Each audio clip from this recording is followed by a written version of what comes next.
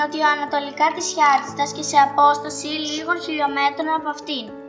Βρίσκεται το όρος Μπούρινος ύψους 1.866 μέτρων. Σε αυτό φιλοξενεί τη σπάνια χλωρίδα της περιοχής μας. Το όρος Μπούρινος έχει ενταχθεί στο Natura 2000. Το Ευρωπαϊκό Δίκτυο Ειδικών Ζωνών Διατήρησης λόγω της μοναδικής του βιοποικιλότητας. Υπάρχουν περισσότερα από 800 είδη φυτών, ανάμεσά τους και 10 τοπικά ενδυμικά, τα οποία δεν συναντάμε σε κανένα άλλο μέρος του κόσμου. Πολλά από αυτά τα είδη εκτίθεται στο Βοτανικό Μουσείο της Χιάτιστας, που εγκαινιάστηκε από το Ροβατικό Σύλλογο το 1989. Ας δούμε μερικά από αυτά. Όνοσμο το κοψότατο. Εσπερής του Ρέχη. Άγριο λινάρι.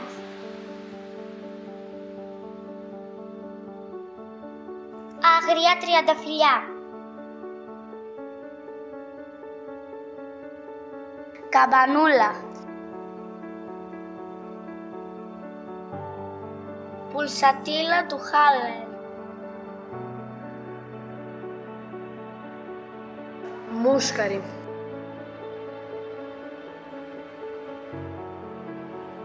Όρχης ο Ελόβιος. Καμπανούλα της Μωυσίας. Μοβ κρίνος.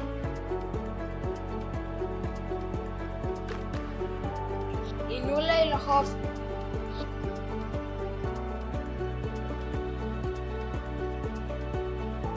Ήριδα του Ράχενμπαχ.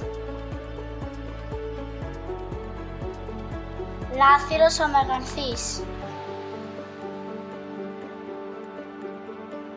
Άγριοι πανσέδες. Κρόκος ο Χρυσός.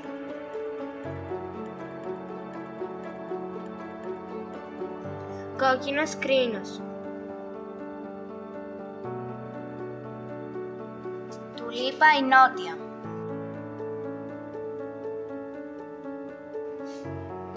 Αμάρατος.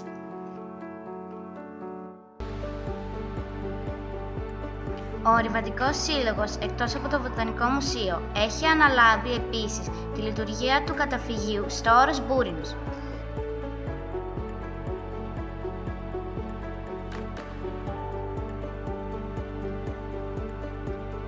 Με την επίσκεψή μας στο Βοτανικό Μουσείο απολαύσαμε την ομορφιά των σπανίων ενδυμικών φυτών του τόπου μας.